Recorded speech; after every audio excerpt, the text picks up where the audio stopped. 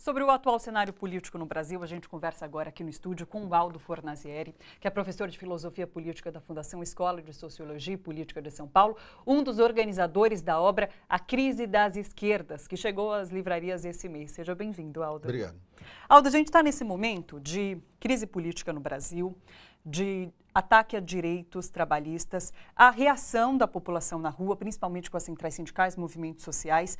Por outro lado, essa mesma pesquisa que a gente mostrou agora aponta que 61% da população não tem vontade de ir para as ruas, não vai às ruas. Então, é uma certa inércia também da população. Como que você avalia esse cenário? Bom, eu entendo que a população ela se sente completamente desiludida com o sistema político, né? Porque boa parte foi para as ruas, né, pedindo impeachment da Dilma, e ela foi completamente enganada, porque eles protestavam contra a corrupção e o resultado desse protesto foi a instituição do governo mais corrupto da história do Brasil, um governo que tem um presidente que comete crime na presidência da República, e isso não é alvo de uma delação premiada, ele foi flagrado com prova e tudo cometendo crime. E aparentemente que o país vive um impasse, um cenário de absurdo, porque não é difícil tirar o Temer. Quer dizer, o Supremo quer processá-lo, mas para processá-lo depende do aval de um Congresso que participou do golpe contra Dilma. Então, o país está se desmoralizando a cada dia que passa, é uma indignidade ter um presidente como o Temer, e aparentemente, quer dizer, por outro lado, a própria oposição ela tem um baixo poder de convocação das ruas. Porque para tirar o Temer, eu entendo que só um movimento muito forte das ruas é que conseguiria tirá-lo, né?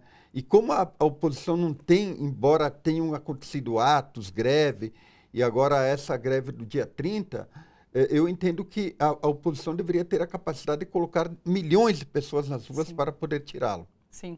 O livro trata da crise das esquerdas.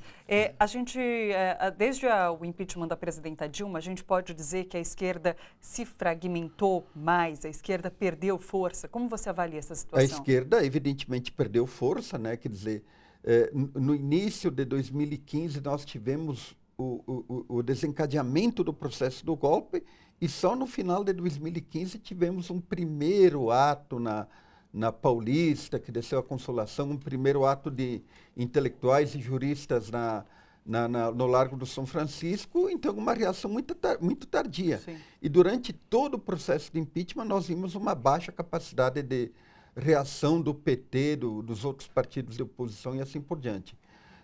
Então a oposição ela perdeu substância, perdeu consistência. Na última eleição municipal de 2016, o PT perdeu basicamente 50% das prefeituras, né? E ficou com baixo poder de articulação, de convocação e assim por diante. Mas a crise da esquerda, eu entendo que ela é uma coisa mais prolongada, né? E ela não é só uma crise da esquerda brasileira. Sim. E tem inúmeras causas essa crise. O intuito do livro foi no sentido de abrir um debate sobre a esquerda, porque a esquerda ela olha pouco para si mesma.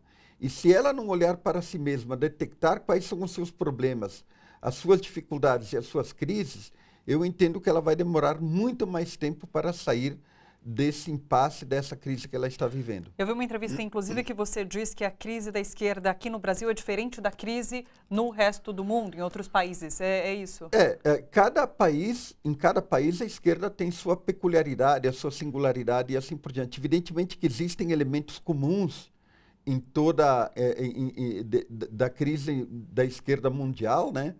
A esquerda hoje ela opera dentro do sistema capitalista e aparentemente ela não consegue apresentar uma alternativa sistêmica ao capitalismo. Sim. Então, ela é uma espécie de cereja do bolo do capitalismo, é o que eu tenho dito.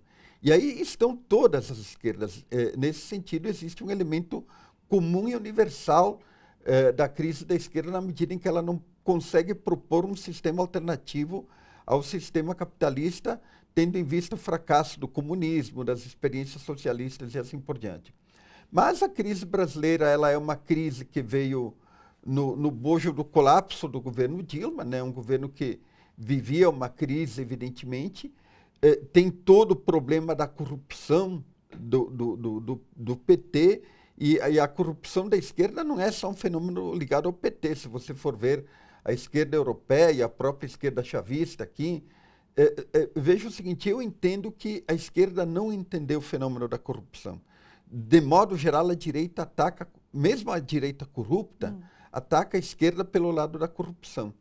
E, em segundo lugar, nenhum projeto que esteja baseado em práticas corruptas, ele tem perdurabilidade no tempo. Então, os líderes da esquerda deveriam entender esse fenômeno que não há projeto perdurável e mais dia, menos dia, a corrupção, e mesmo que se fale de moralismo, de um ataque moralista e assim por diante, a corrupção leva à derrota, leva ao fracasso. Aldo, só para finalizar, especificamente aqui no Brasil, qual é a solução para essa esquerda?